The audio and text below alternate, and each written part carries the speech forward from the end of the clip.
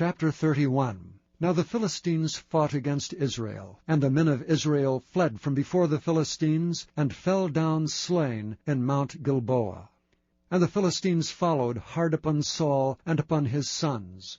And the Philistines slew Jonathan, and Abinadab, and Malchi-Shua, Saul's sons.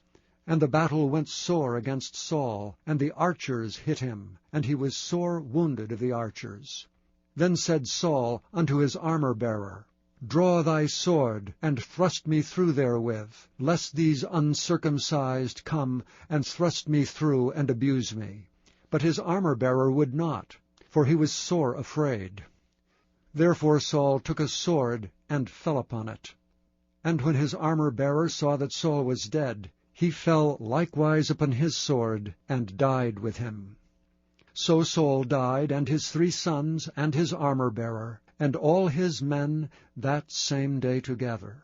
And when the men of Israel that were on the other side of the valley, and they that were on the other side of Jordan, saw that the men of Israel fled, and that Saul and his sons were dead, they forsook the cities and fled, and the Philistines came and dwelt in them. And it came to pass on the morrow, when the Philistines came to strip the slain, that they found Saul and his 3 sons fallen in Mount Gilboa.